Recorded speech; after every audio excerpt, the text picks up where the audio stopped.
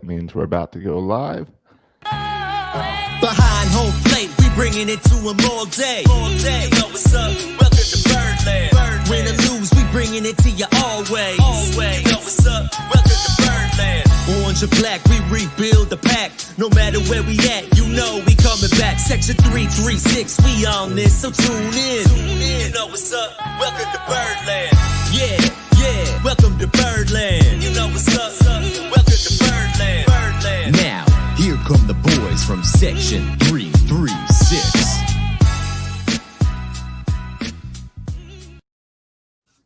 Ladies and gentlemen, boys and girls, Baltimore sports fans of all ages, welcome to Section 336, next generation of Baltimore sports talk. I'm your endearingly stuttering host, Matt Soroka. Along with me on this live, uncensored edition of Section 336, the button lover, Josh Soroka. I like that you say that as if we censor our normal episodes. Like this one, we are streaming over to Facebook and Twitter and YouTube, like the video. We haven't done that in probably over a year. I think this is the first one since I've moved to Florida.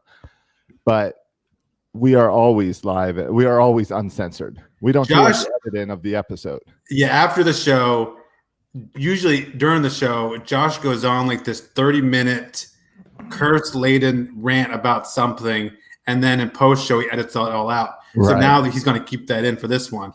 Our live listeners will hear it. I think the fact that we made it through the no sports, no quarantine, like what are we calling it? The corona? I keep wanting to call it our coronavirus shows, but the coronavirus hasn't stopped. Right. That whole no sports lockdown shows, the fact that we made it through that without having to edit anything, I think it tells us that we don't edit anything at all. Well, and I think, can I tell you, and this is serious, Josh, I think one of the things most shocking is, coronavirus show or like sportless shows. Yeah. By the way, we did a show with Charlie Hoppes at the beginning of this. Can we get Charlie back on? I mean to talk to you about that. We should. Especially since when we had Charlie on, we thought it was like an interesting 2 weeks of our lives. Yeah.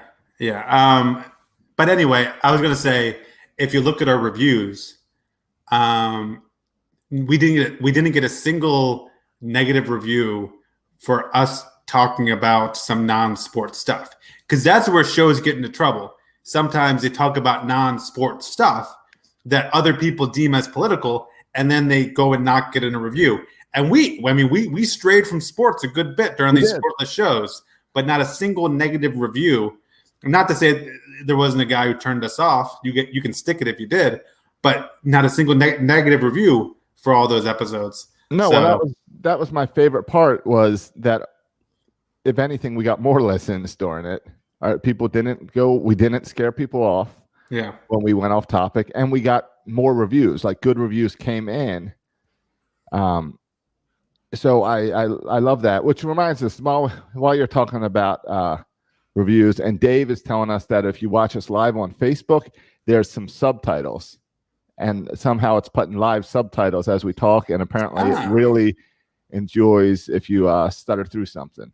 Well, this is going to be interesting because I stutter all the time, and Josh's name's pronunciations, like this is going to be a fascinating to just read the. What's going to be fun is when we get to baseball player names.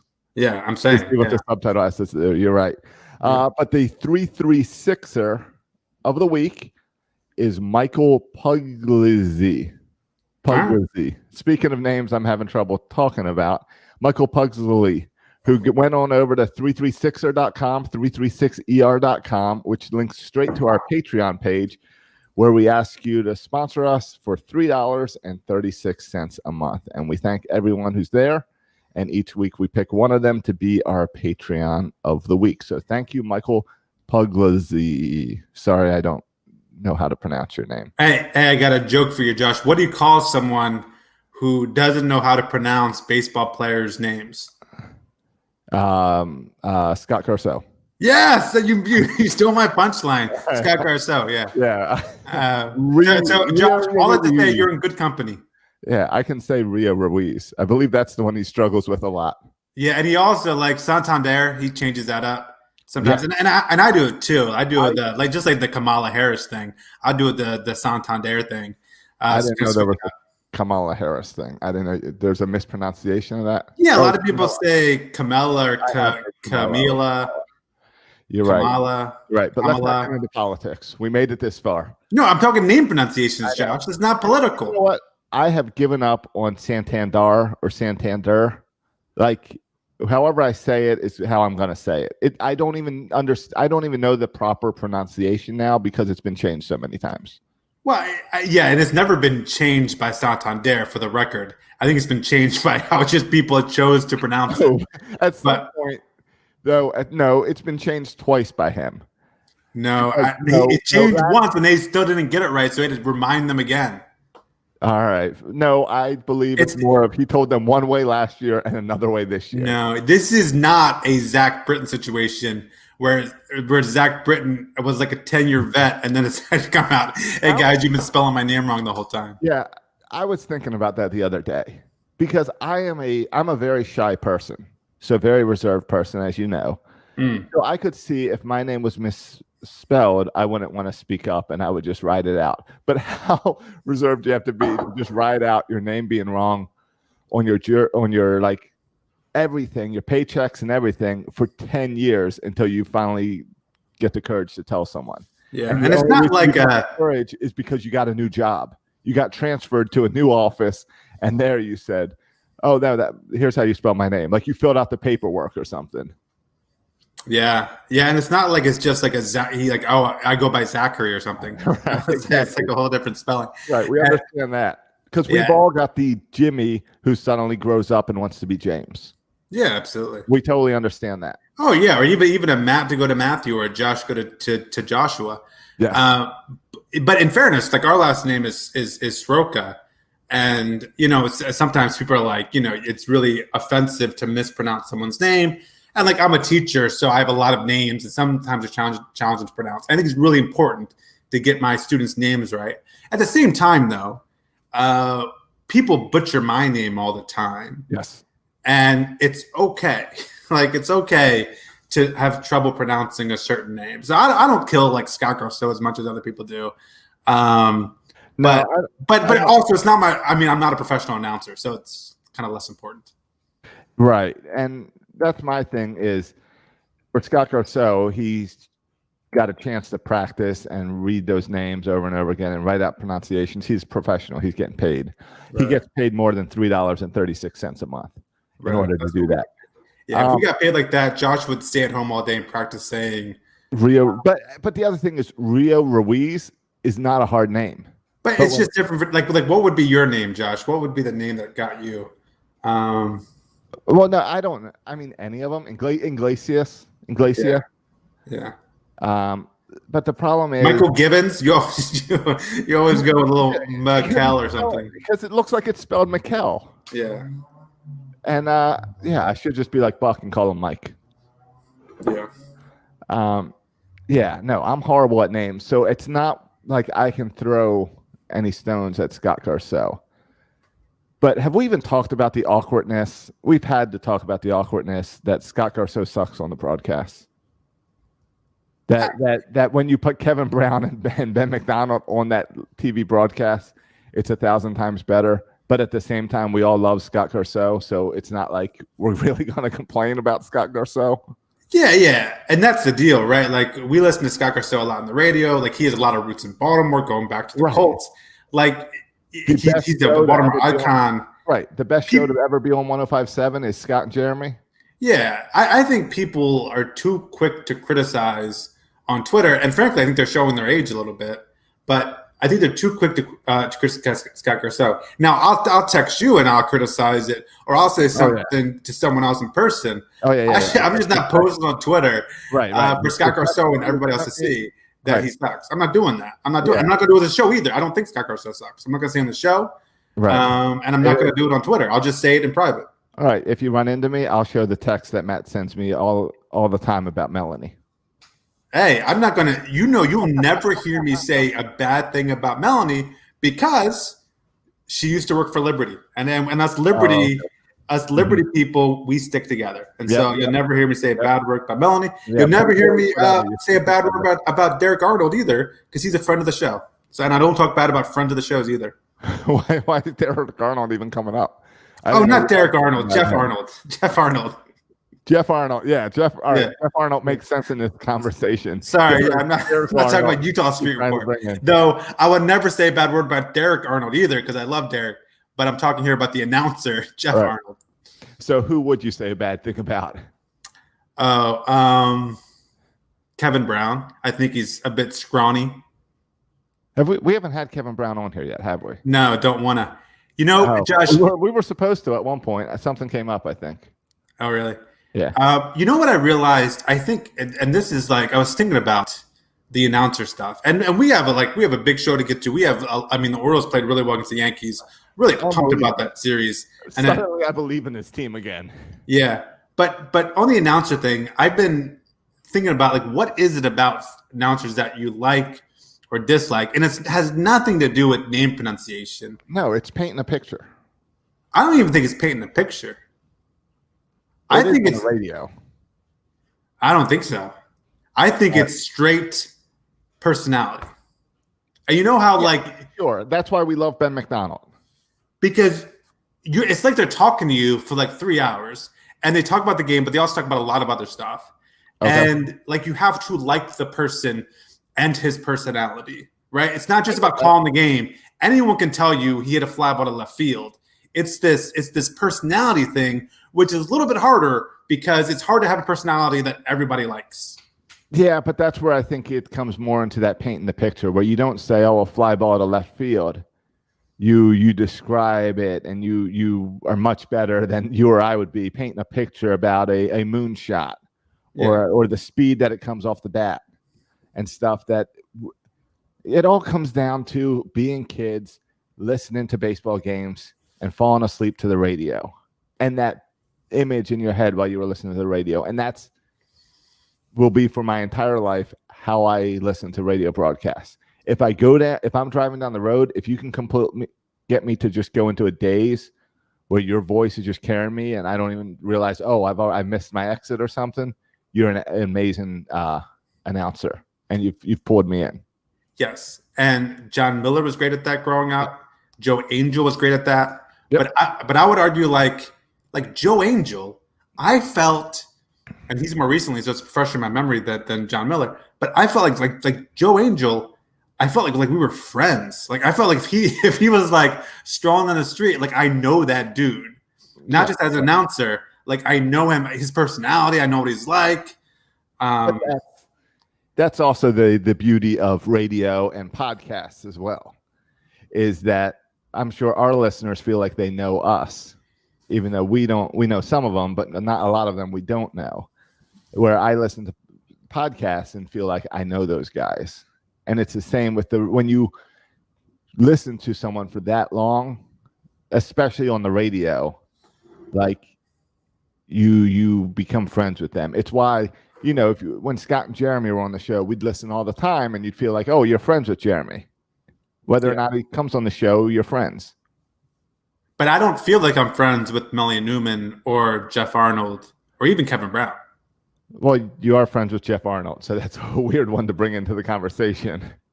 But yes, there's something really annoying that Orioles radio broadcast is doing right now, which is that they're taking turns innings.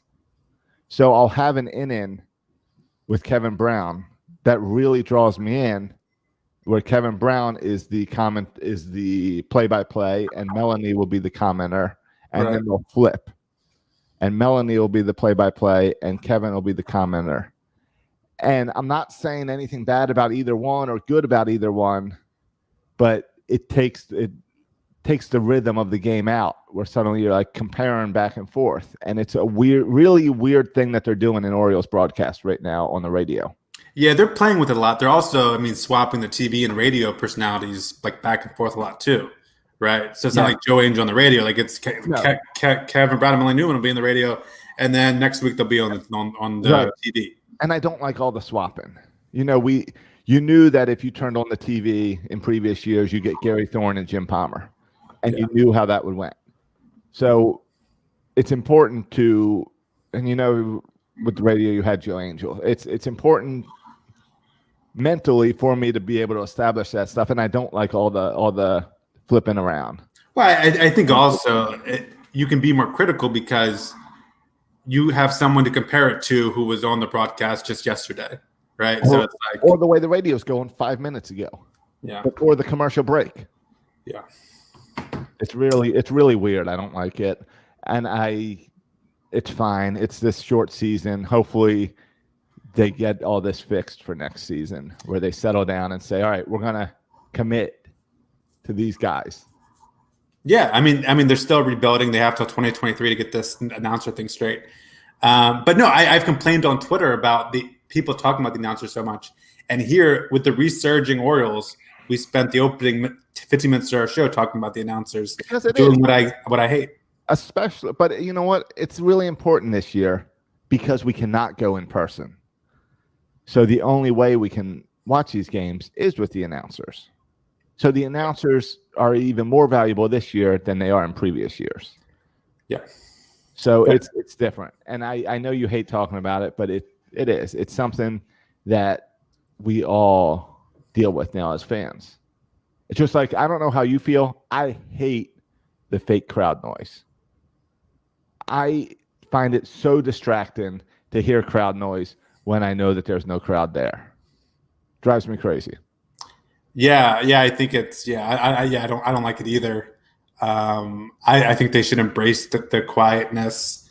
I guess, yeah. And we talked before about why they do it, and I guess I get it. But I'm with you. I do not like it. Right. And yeah, we can only assume that this entire season is tryouts for broadcasters. Sure. That I'm sure none of these guys have long-term contracts. And it's all, and I guess, is it Gary Thorne, I guess, was in a contract dispute, and that's now worked out. So imagine he'll be back next year. Yeah.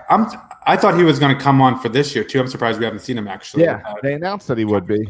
Yeah. But I haven't seen him. So I don't know. They say he's going to do, and maybe I missed him. I don't know. They're going to be like Jim Palmer. And Jim Palmer, yeah. Yeah.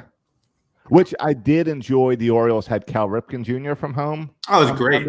And that was great. I like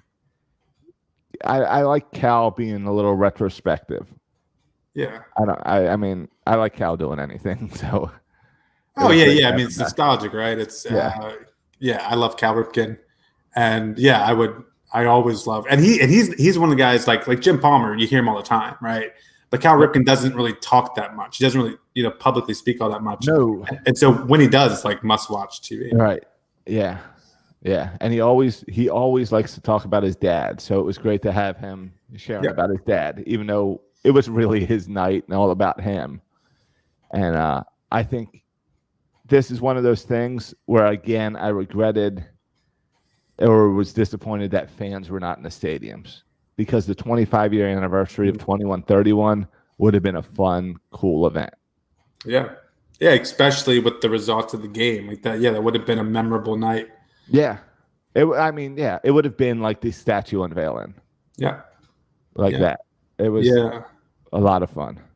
Yeah. I vaguely, my childhood memories are not strong, but 21-31, that's one of those memories that stands strong in my mind. Right. And any Oriole fan, I guess, over the age of 30, or maybe that's not fair, maybe over the age of 35, has a strong memory of that event, right? Yeah, of course. Yeah. Yeah. Anyone, never mind. I won't say anything because I tend to say enough to disparage the younger Oriole fans. Yeah. Yeah, you hate young Oriole fans. The guys who think that 2012 was like the first year the Orioles existed. Yeah. Those type of guys. So, I got more to say on them later. Just wait for it. Okay. We can move on. But yeah, so let's talk about the Orioles then. And how surprised were you with the Orioles this weekend taking 3 out of 4 from the Yankees? I was somewhat surprised. Now, I said, check the tape. I said about 3 weeks ago or 2 weeks ago, whenever we had that awful series against Boston, and it was looking like we were a potential playoff team, and then Boston kicked our butts, and all of a sudden we're terrible again. I said, Josh, the thing that scares me about this team is I think we're going to get better. And so I think we're going to be good enough to like just miss the playoffs, but finish close to 500. Like I think we're going to be good enough to just miss out in the playoffs. And the reason I said we get better, and I thought we get better as the season goes on, because after trades and as we get closer to the season, we're going to start bringing up our prospects, and our prospects are better than our current players. And Ryan Mountcastle is better than anyone we had playing. The same with Kramer and Aiken. And so that's what this weekend was about. This weekend was about the prospects. Yeah, and our team is getting better at the end, which is you want to see, right? You want to see prospects come up and do well. And so it doesn't shock me. It also doesn't shock me because it's as much as about what the Orioles are doing, it's just much about what the Yankees are not doing. I mean, their lineup is a shadow of itself. I mean, that lineup was a joke. The only names in there in that opening game was like Sanchez, who's batting like 130 this year. Who, and by the way, in that game, I was just looking at it, in that game where Keegan Aiken outdueled Garrett Cole. I mean, Sanchez was 0 for 4 with 4 strikeouts, and Andujar is batting 160. Torres is batting 230. Like, they got a bunch of injuries, and so the Yankees are really falling. The Yankees are falling fast, and the Orioles got a couple good starts. And so, it was a cool, fun series to beat the Yanks. And even it's a series where it could have been a sweep, but Lakins blew it in the ninth, giving up 2 runs on that first game Friday. Yeah, the first of the doubleheader. Yeah. But I forgot the game exists. If you're gonna do those doubleheaders, it's always good to win the second one. I barely remember that first doubleheader game. Well, I always remember the second one. Especially, it's funny to look back at the box score when I see, it was in the ninth that he blew it, and then I'm like, wait, that game went to extra innings. What's going on here? And I'm like, the 8th and the 9th were extra innings. Yeah, so much for just playing 7. Right, exactly. Yeah. So, but I guess the whole storyline of this weekend has been these prospects and rookies. Yeah. So, which one do you want to start with? Mountcastle, Stewart, Kramer. Where do you want to, or Aiken? Where do you want to start? Yeah, it's those 4 names. I think each of those guys are interesting. Let's start with the starting pitching. Keegan Aiken and Dean Kramer. Yeah. Both pretty impressive. But I don't want to say but so quickly. They were both very impressive, full stop. This is encouraging for the future, full stop. They have another month of baseball to play. They're going to be in the rotation. They'll be throwing every 5th day. All right. So hopefully we'll get a good idea of who these guys are. Is your butt that the Yankees are bad? Well, my butt is, and here's where maybe 5.1 with 3 hits. What'd you say? Aiken went 5.1 innings. I hate when you do that, Josh. It's 5 1/3.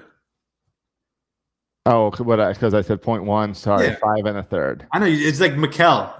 No, I 5 1/3. just read it and it's typed out as 5.1. Yeah, I know that's what you do. I know. And and Kramer went 6 even. Yeah, they were both great. I was impressed. I was more impressed with Dean Kramer. Honestly, he's got that fastball. I like a good fastball. He had fastballs hitting 95 and 96. Keegan Aiken had a really nice changeup. He was, throwing in the low 90s, but had a nice changeup. And both of them, were spotting balls well. Dean Kramer especially, like his fastball location was excellent. Yep. And so, they both pitched well. Yeah. And how much it's also like the defense is finally kind of there for the Orioles. So that was there to support them as well. But it's again points to this future 2023 that we point to constantly on this show, because these guys are your rotation. Like next year, we now get to start 2021 with Kramer and Aiken in our rotation, I would assume. There's no reason to move them out, right? Right. But I still don't I don't think they're part of the future. So like for example, I saw someone say are part of the future. What's that? You don't think either of these guys are part of the future? I don't know. I don't think they're locked. Like I saw someone tweet out, and I retweeted saying, John Means, Keegan Aiken, Dean Kramer, Grayson Rodriguez, DL Hall can't wait for that rotation. Right. What's your biggest question mark in that list? Well, Keegan Aiken is for me. John Means is for me. Okay. He looks like a shell of himself from last year. Yeah, I mean, I think John Means question mark. I think Keegan Aiken's a question mark. I think Dean Kramer's a question mark. Mhm. Oh, wait for it. I think Grayson Rodriguez and DL Hall are question marks. I tweeted back. I said, in 2010, I was pumped for a rotation of Mattis, Arrieta, Bergeson, Britton, Tillman. That was the cavalry we were talking about in 2010. Right. This is the Cavalry 2.0. Yeah, and so you're showing your age there if you just think this is going to be, the greatest rotation in the world. Oh, and by the way, you don't have to think back to 2010. Dylan Bundy, he was supposed to be an ace. He was supposed to be our freaking Steven Strasburg, but not getting hurt all the time. Oh, forget even about the farm system. Just think about Orioles pitching. Ubaldo Jimenez, Alex Cobb. Yeah, but I'm saying, but yeah, from Kevin the Gausman, Bundy. Guys who, when they were in minors, we said just wait till they get here. Yeah. They're going to be the number one, number two guys. We were saying it for years. And so now all of a sudden, Dean Kramer, Keegan Aiken had one good start, and we're projecting a World Series rotation, including Aiken and Kramer. What? It would not surprise me if DL Hall and Grayson Rodriguez turn out to be average or just below average major league pitchers. It doesn't surprise me because freaking I've seen Kevin Gausman, right? I've lived this. And so I would be more surprised if they actually do turn to be number one and number two starters. So I'm not going to get overly excited. I've seen a lot of Oriole pitchers come up and have a good first game. I was at David Hess is a good example. I remember attending Steve Johnson's first start. Yeah, he had a really good start. Like, these young players come up and have good starts. Sure. The question is, are they good enough to maintain it? Keegan Aiken, no. If I was the betting man, do I think Keegan Aiken will still be in the rotation in 2022? No, I don't think he is. Will he be in the bullpen like that? I think so. Or will he go to the National League and win Cy Young? Yeah. So I don't want to poo-poo two good starts because I'd rather Dean Kramer and Keegan Aiken pitch well. I also don't think it means, though, that we found our starting pitchers. I don't think it means that at all. This is still a tryout for them. Okay. Well, yeah. I mean, that's all of 2020. It's a tryout for everyone. Yeah. But we have to kind of, as fans, be hopeful for these guys. We talked about it before. You have a whole group there. Add Kevin Smith to it, who we just got in the trade from Miguel Castro, who just gave up a home run in the ninth inning. I saw yesterday or today. But you add Kevin Smith to a crew that includes Dean Kramer, Zach Lothar, Keegan Aiken, Michael Baumann. We have a handful of these guys, and not all of them are going to work out, and not all of them need to work out. One or two of them need to work out. And there's a chance that Keegan Aiken, whose stuff does not impress me that much. Keegan Aiken's stuff does not impress me. Now that does his appearance, he looks a little bit short and stout for my liking, to be honest with Keegan Aiken. A little bit chubby, a little bit short. Right. That's not how I like my starter pitchers. But I don't know. I'm not sold on either of them, but I'm glad they pitched well. Okay. We've had chubby pitchers pitch well in Baltimore before. Yeah, so. Sure. Sidney Poncone. Yeah, I know that's where we're going. I think Bud Norris was pretty chubby. Yeah. Tommy Hunter. Sure. Yeah. Sure. Yeah, he wasn't a starting guy. And then who's the guy who's now on the Nats that everyone makes fun of? Or he's not on the Nats anymore, but he was Matt really Albert. big. Yeah. Matt Alberts, exactly. So you can be a chubby pitcher. It's all where your weight is. Like CC Sabathia. Remember, once he lost weight, he sucked. Yeah, but it's important in that this is going to be about the next 3 years are going to be about the starting pitching. Yeah.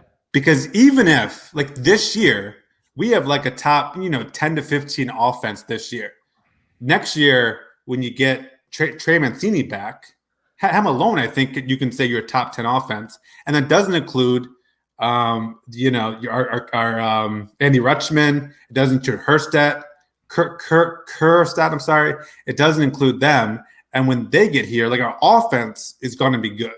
Like we still have question marks in the middle infield, but our offense will be good. The question is going to be, do we have enough starting pitching and to get us there? Do you think we have starting pitching there? Like, do you think there's actual an ace that's going to come out of here? Or is it a bunch of 3s, 4s guys in here? Right. And that's what we don't know, and that's what we have to find out. And that's going to determine how successful we are. And I guess the other advantage is that as we go younger, our salaries are all going to be really low. So you can always bring guys in to fill those needs. You can bring 1 or 2 really good players in. You can't bring in 4 or 5. You can't bring in a whole rotation. No. You need, and that's what I'm saying. You need 3s, 4s, and 5s to come out of this. And then maybe you go sign some guys who are your number 1s and number 2s. If you don't bring, do you buy into the concept that we are the number 8 farm system in baseball right now? Yeah, that's crazy. Because just a couple years ago, we were near the bottom. We've never been single digit in our lifetime, I don't think. Yeah, it's crazy to me, and I think it's a combination of players playing a lot better under this new program, and we can talk about Bowie here in a second, and getting top draft picks and being consistent with the trades. So yeah, I mean, I prefer to look at it on how many kind of top guys do we have, because I feel like top guys are guys going to turn into good major leaguers. Yeah. Like I don't want a bunch of guys in the 250 range, even though that might make you a decent farm system. I want guys in the top 100. No, and I think that comes into your rating at the farm system. Our farm system increased because we made some trades last week or the week before that brought guys into that top 25. Right, but we didn't trade for anyone who's a top 100 prospect. Wasn't there one? Maybe? No. Okay. No, there wasn't. I mean, they were top 30 for us, right? But not top 100 prospect. And so we've got our same 4 guys as top 100. Yeah. And so, but I don't know. I mean, it's good. It's good. I'm surprised at how quickly, because it's hard. Because the only way you can do it is through trades and draft, and everyone else drafts too. So it's kind of pretty hard. I feel like to move up those rankings so quickly. Well, props Orioles for doing it. But you can do it beyond trades and drafts. It's also on how you're using and training and developing those guys. And that's where you can go with, we've been horrible forever at developing pitchers. And maybe we are doing something different in that farm system right now in the way we develop. And something's going on at Bowie, and I wish we could all see what's going on in Bowie, because somehow DJ Stewart came back as a guy who's just crushing the ball. And I mean, he's an all or nothing guy right now. It's either a home run or a walk or a strikeout. I guess he doesn't even have that many strikeouts. It's just home run, walk, or out. But something, it seems like they're working out in Bowie. Yeah, I just want to make, and we can talk about Bowie, but just one more point about starting pitching. Yeah. The last time the Orioles had an ERA under 4.5, and if you have an ERA 4.5, it'll put you like number 20 in baseball, right? Okay. The last time we had an ERA under 4.5 was in 2014. The year we won the freaking AL East. And we had an ERA there at 3.61, which still wasn't, it was like number 18 or something in baseball. And we won the division. This year we have an ERA of 4.94, which is much improved over last year. This is just starting pitching ERA. And so, I mean, I think our success is directly tied to getting our ERA kind of under that 4.5 number. I think if we can do that, I think you'll see us make a run at 500 next year if we can do that. So, again, it doesn't matter how good your offense is. You need 5 good starters. And so the emergence of Dean Kramer and Keegan Aiken, like if they can be good pitchers, it changes everything. Yeah. But I'm not convinced after one start. And it's pretty amazing that our ERA is low like that when we've had like 7 or 8 different guys start games this season. It shows improvement, and with John Means being horrendous, right? Yeah, sure. Yeah, best John Means is not what we expected at all. He doesn't even really deserve a spot in the rotation right now, except for last season. And you're trying to build on that. Like if he didn't have that track record, they probably would, and this was a normal year, they'd probably send him down to double or triple A for a few weeks to work his way back. Yeah, I mean, we can talk all day about Adley Rutschman being a superstar and needing to hit on these top prospects like Kerstedt. But at the end of the day, this team getting back to winning, the most important players for that happening, like John Means. He is, I think, right now the most important player in terms of what it means for the Orioles in their future. If John Means can do what he did last year and not this year, if last year was real John Means, that's huge. And these other starters, like this is the rebuild completely depends on these young starting pitchers. I can buy into that. Yeah. That makes sense. Does it bug you that we can't see what's going on in Bowie? Like that this is Adley Rutschman's second year in our system and we don't get to see, like, is he hitting the ball? Is he doing well? Any of this? It bugs me zero because I have 100% confidence that they're doing great things with them. And the evidence, we're freaking seeing the evidence right in front of us every day, right? With what? DJ Stewart? DJ Stewart, Ryan Mountcastle, Dean Kramer. Freaking Dean Kramer, Keegan Aiken, even Cedric Mullins. Cedric Mullins, terrible, goes down there for a couple of weeks. All of a sudden, he can play again. That's a good point. I think they've done a phenomenal job at Bowie. I heard Matt Blood talking about it, the kind of mixing the technology with playing every day. So maybe I think they're doing a great job down there. Maybe we should switch our feeling about this, and maybe we should join Major League Baseball in trying to get rid of minor league ball. And because the Orioles seem to develop without minor league ball better. Yeah, like I do think that this is a weird season, but these kind of unusual circumstances also, like, I think different teams kind of take advantage of the circumstances better than other teams. Like some teams are going to fall behind in their player development. I don't think the Orioles are falling behind in the player development, at least not for the 60, right? Like there's might be, I don't know, maybe in other players who aren't involved at Bowie, maybe they're falling behind. But I really don't look at this as a lost season for Adley Rutschman because I seriously think that that practice matters and there's working on stuff. And the evidence is in guys like Ron Mountcastle who and maybe, I don't know, like maybe you look at Ron Mountcastle and say that they should have called him up 3 weeks ago. But I see a guy who's playing great outfield and a guy who's walking. And what did they say? The two things that they want to work on with Matt Bowie. The outfield defense and outfield. Yeah, and he's doing those things exceptionally well. And so for me, I'm like, dude, whatever they're doing at Bowie, keep doing it. How has Cedric Mullins' plate discipline been since he came back? I don't know. Cedric Mullins is weird to me. I don't know. I don't know either. But when I think of Ryan Mountcastle and DJ Stewart, that's something they're both doing excellent at this year. So it makes me wonder if they're really focused on that in Bowie. Yeah, I mean, and with that in mind, you could send some other guys currently in the Orioles down there. But the Cedric Mullins thing, he'll have a month where he'll look like one of the best outfielders in baseball, defensively and offensively. And then I'll have another month where he looks completely lost. So I don't know how to feel about Cedric Mullins. I'd certainly rather watch him play than Velasquez or Mason Williams.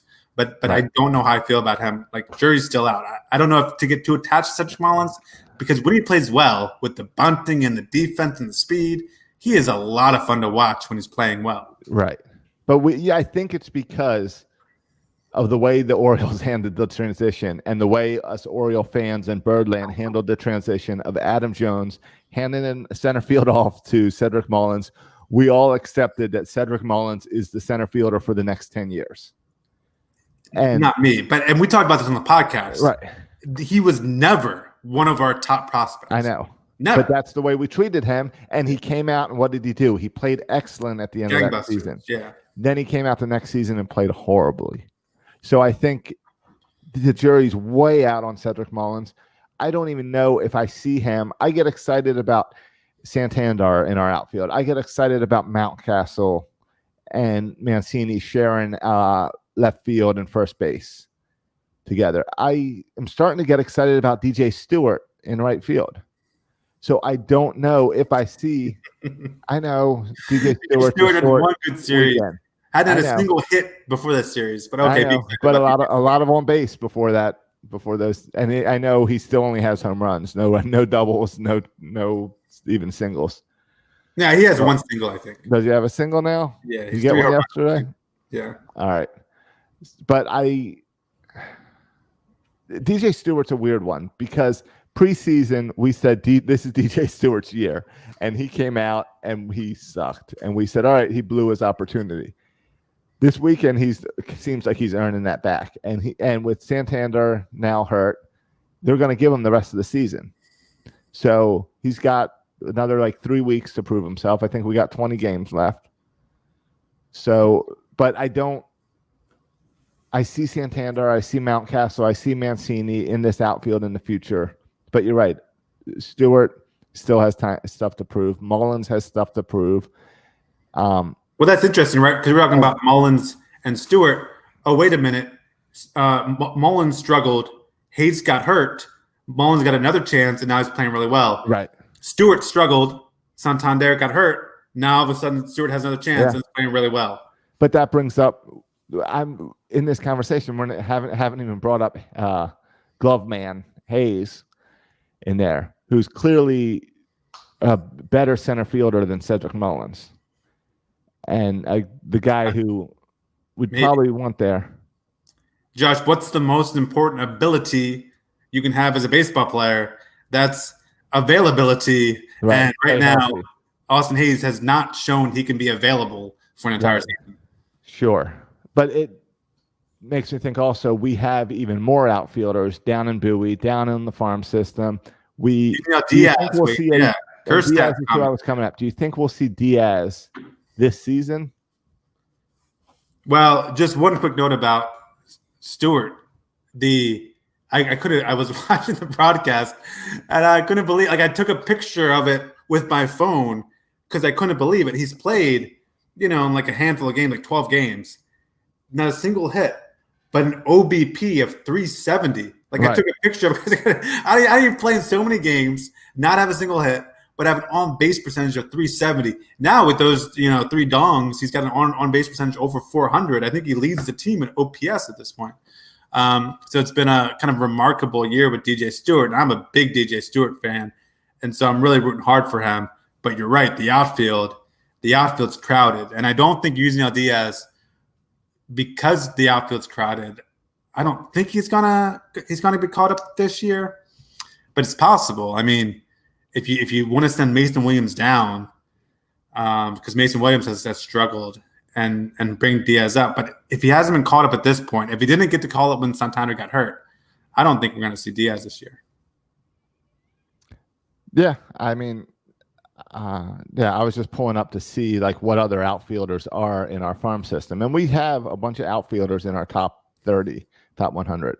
Yeah, McKenna's in there too. Haskins, Stowers, McKenna. McKenna is projected to make his appearance this year. Well, he was interesting, right? Because he's one of the guys that was on the bubble to be on the 40-man, and they did put him on the 40-man, so he's currently on the 40-man. Yeah, it's interesting. What happened to Ryan Bannon? He was also projected for 2020. Yeah. I mean, he's at Bowie. Right. I mean, I think he would have been, I don't know, Bowie or Norfolk this past year. More middle infielder. He's a second baseman. You got Santander. Yeah, he screams utility player.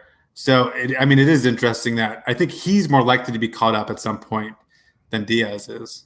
Gotcha. Hey, Josh. I saw someone in the Rock. Not the Rock. The Rock. We're going to talk about the football thing he just bought. No, his whole family got COVID. Oh, that's right. Yeah. No, I was going to talk about Rock Kubako. His other Rock. Yeah, his mailbag segment today. Someone asked about Adley Rutschman, and he said, again, no. And I would say, of course, no for Adley Rutschman. But again, the only reason I'm even bringing up Is the question is Mike because your Elias. boy Mike Elias said if we were in the playoff hunt, we could see And- Adley Rushman. Josh, and could we remember- see Adley Rushman? Remember, 3 weeks later, he doubled down. Double again down. He had a and said chance the to get same out of thing. it when we were playing well, and he doubled down it. I don't think so. It doesn't make sense to me, but it also doesn't make sense to me that we are technically in a playoff hunt. We are 2 or 3 games out of the last playoff slot with 20 games left. So that counts as a playoff hunt. Yes. And we also have 3 catchers on our rotation. So I don't think we're going to add a 4th. But maybe, I guess, according to Mike Elias, you're telling me there's a chance. Yeah. I mean, I would say there's 0 chance, but Mike Elias said it, not me. Yeah, and he said it twice. It's weird. Yeah. I was thinking about, I've been thinking a lot about what's the best outcome of the season. And I've talked about the worst outcome is that we're sitting just, we're good enough to like finish close to 500, but we're not good enough to make the playoffs. So we get a bad draft pick. So you're we go saying to the the playoffs. season ends today? is Yeah, the like the worst season case. today would be the worst result. Or last week, same conversation we had last week and 2 weeks ago. I feel like we've been in this place all season. Yeah. But the best case scenario, here is the absolute best case scenario. All right. Last week of the season, we somehow are able to hop over the Yankees, Right. and we get the last playoff spot and prevent the Yankees from going Okay. to the playoffs. Yeah. That's now my dream scenario. That's your dream scenario is knock out the Yankees? I don't even care what we do in the playoffs if we take the last playoff spot from the New York Yankees. I mean, it's always fun. And yeah, to keep the Yankees out of the playoffs would be special. Is that I cannot see, even if we get into the playoffs, the question is, does adding Adley Rushman at this point make your team better? All right, that's a great question. And we don't know. Defensively, he's an upgrade, but it's hard to imagine he's an upgrade offensively from what Pedro Severino Right. and Cisco have been doing this year. Right. He's probably an upgrade from Cisco defensively. Oh, and from Severino defensively. Okay. All right. Fine. So we'll give a slight doubt. upgrade defensively. No doubt, yes. But has Severino or Cisco hurt the team defensively this year? I don't yes. think so. Yes, but I don't know if Oh. enough to make up. Okay. I think they made it up with their offense. So Gotcha. all in all, would all given defense and offense, would Rutschman be an upgrade? I think is a good question. And that's something that we can never answer because we can't see that buoy. Yeah, I mean it's hard. I mean the highest he played was low single A. He was Well, projected to play high single A this and year. I would say the highest he played was college ball. That is ahead of single A. I thought that college ball is supposed to be more equal to double A. I mean, what does Showalter always say? Like the biggest jump is triple A to the majors No, double A to the majors. or double A to the majors, and now Yeah. you're asking I go from low single A to the majors, and Well, and that's where you're taking out college, and I Okay. think college is a big jump. And college, like Ben McDonald went straight from college to the big leagues. I don't Yeah, think he spent any time in the 1943. minors. In 1989 or something. yeah, but it's still a long Yeah. time ago. It's Yeah, different. I know baseball was different then. I get that. All right. But yeah, I don't see the benefit of bringing as much as I want to see Adley Rushman. It doesn't really make sense. Yeah. Yeah, it doesn't. It doesn't make sense. Now, the best part about bringing Adley Rushman up this year would be that it means that we get Adley Rushman all of next year. Yes. And it would be you bring Adley Rushman up this year for that playoff run because somehow you think that 2023 timeline, we're bumping up because we're going to take this year's crew and push them hard next year.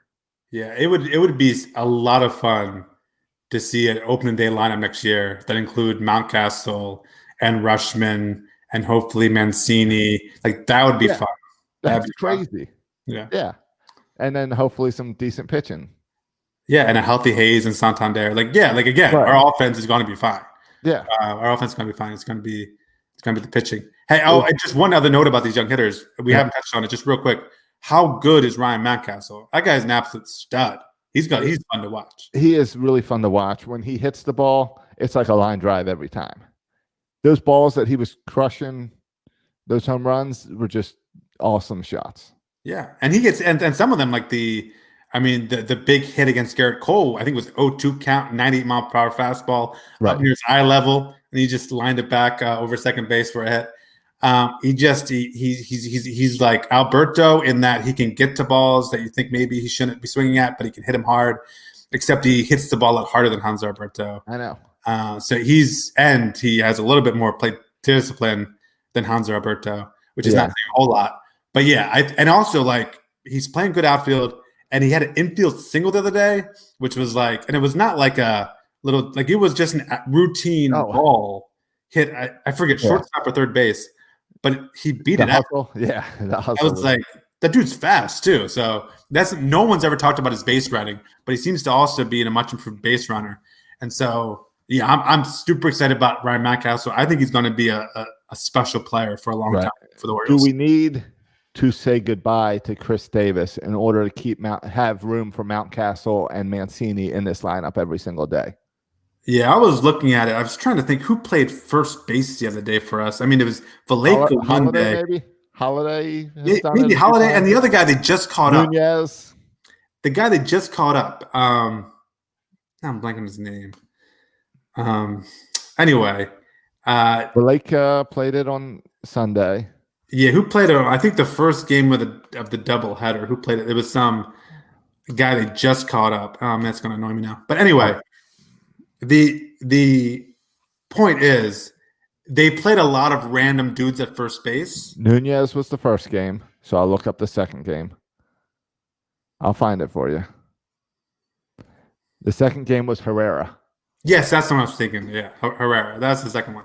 Who they just caught up. So you're playing Vallejo, you're playing Herrera, you're playing Nunez with which tells me they're not putting Ryan Mountcastle at first no matter what. Oh no, I disagree. Herrera's not a first baseman, Vallejo's not a first baseman. They're saying, Ryan Mountcastle, you are no longer a first baseman. No first base for you. No, they're saying that you play a better outfield than these random guys.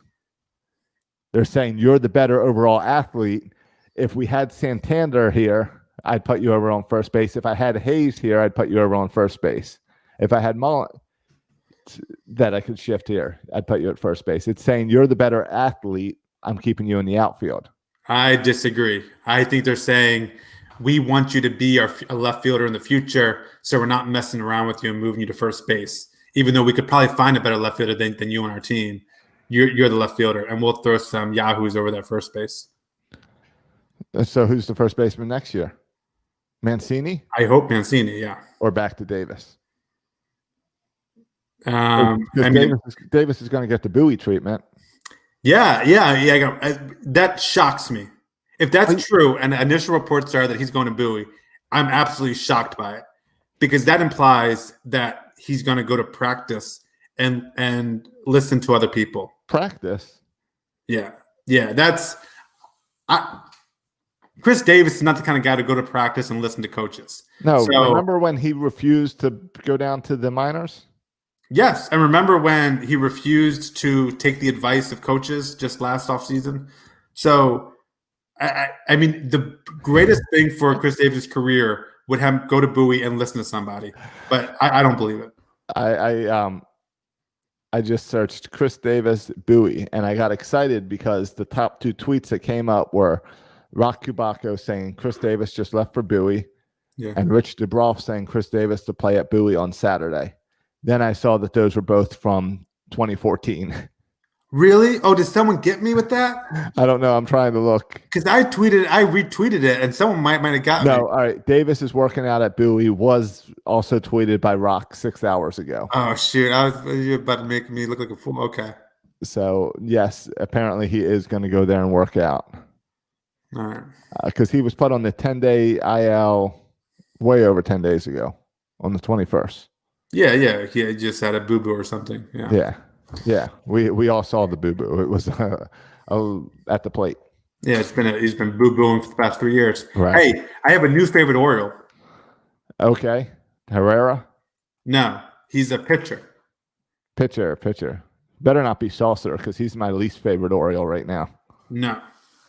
This Um, guy, I like him for a lot of reasons. One reason I like him is that he's about my age. I think we're a year apart. Okay. So he's 35. I saw like people said he hadn't pitched since 2017. I was like, good for him for making it back. And then I looked up his stats. Oh boy, hasn't pitched since 2017. But before that, the last time he pitched was 2010. So he pitched in 2010. In then the majors. He's been in the 2017. minor. Yeah, in the majors. And he Yeah. also pitched, I think, in the Dominican League or something. Well, he's on the Hunter Harvey schedule. Yeah, but Or, now or Dylan Bundy schedule. he's 35 now. And yeah, he's pitched in 2010. He pitched for Arizona. He pitched 2017. And now he's pitched in 2020. In total, his whole major league career only pitched in 58 innings. And he's my new favorite pitcher because Okay. Who is he? Which Cesar guy? Valdez. All right. I think I missed Valdez pitching. Okay, well, so far he's pitched in 7 innings and hasn't given up a run yet. But Okay, Josh, that's you good. got to watch this dude pitch because he'll be your favorite pitcher too. Because My favorite pitcher pitches for the Blue Jays. yeah, you might like this guy more. Okay. Why? He doesn't throw a knuckleball, but this guy throws 80% changeups at Okay. like 75 miles per hour. And he does a different arm slot all the time. Like he'll go from up top, he'll go from the side, he'll do a quick pitch. Oh, Like he does I like all that. this nonsensical stuff. Like I feel like it's like you playing softball. it is. That's what he's doing at the mound. I play mental games with myself pitching in softball where I change my rotation or whatever on like every other pitch because I feel like I'm mentally like messing with the batter when really it's softball, so they just crush it no matter where it goes. Yeah, but Valdez, they don't crush on him. And I feel like I'm watching like Rookie of the Year after his arms goes back to normal and he's Right. just throwing like just tossing it up there, barely getting over the plate. Yeah, it's And like yet when they- it's they like the swing us- position player that comes in. Yeah. But like he's thrown 7 innings and hasn't given up a single run. And so Cesar Valdez is my new favorite pitcher. And he's 35 and he hasn't pitched since 2017. And before that, since 2010 in the majors. It's That's insane. impressive. I Um, like his commitment. Yeah, so it's a great story. And so far his stuff has been kind of silly and nasty. I mean, he has 9 strikeouts and 7 and a third innings, or as like Josh likes to say, 7.1 innings. 7.1, yeah. He has 9 strikeouts, only giving up 4 hits. And up there just throwing junk. And he was a person. This is how he got on my radar. You know, the 19-game losing streak to the Yankees was ended, and Cesar Valdez got the save in that game. All right. How about that? That all for it. My favorite pitcher for the Blue Jays is the guy that squats and like basically puts his butt on the mound before every pitch. Yeah, I like that. that's a I good don't one. understand why people don't steal on him because I would run as soon as he squats. But I like him. It's a weird rotation, and I'm all for weird rotations.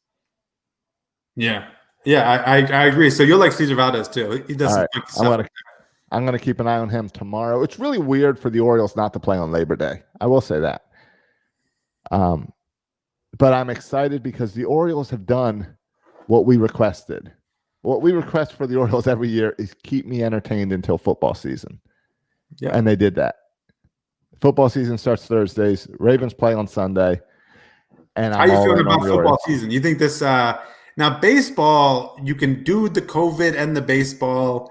Everyone's separated. It's easy to do separate things. Even in practice, you can stay separate for the most part.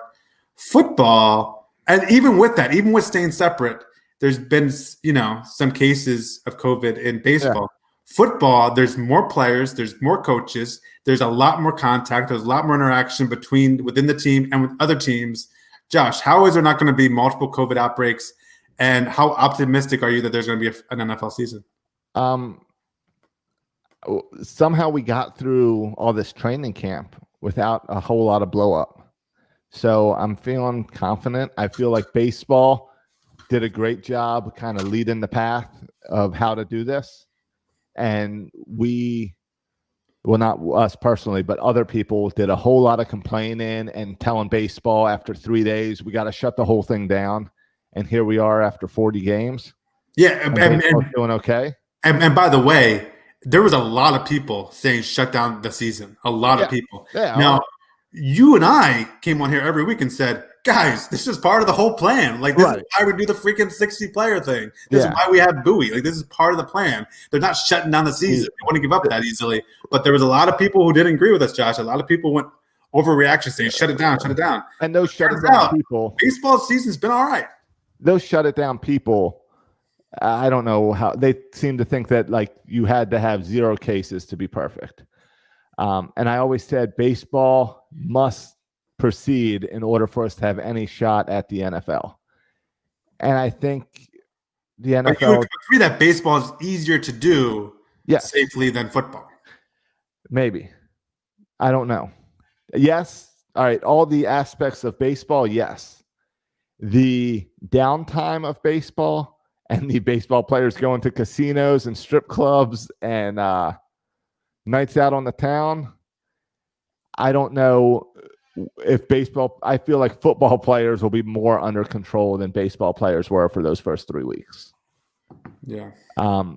Because I feel like football players are more about staying in shape, focused on football during football season than baseball players are. And I think some good to come out of the early cases in baseball is players realized, oh crap, I don't want to be responsible for my whole team having to miss a week of baseball. Right. And I do, if there's any concern, it would be the fact that there's more football players that fall under higher risk groups than baseball players. You're talking about fat players. Yeah, well, fat players and African American players. Both of those are higher risks than skinny white and Dominican kids. Okay. On baseball. Not to make it about race, but just kind of facts. Statistically, sure. Yeah. Statistically. So I am worried that more in football, you might have someone where baseball, you've got guys who have gotten COVID, but no real symptoms. Where football, we may deal with a guy who's got it pretty bad. Right. And that was another big concern. Yes, that is a big concern. And there was some concern with Freeman because he had a temperature.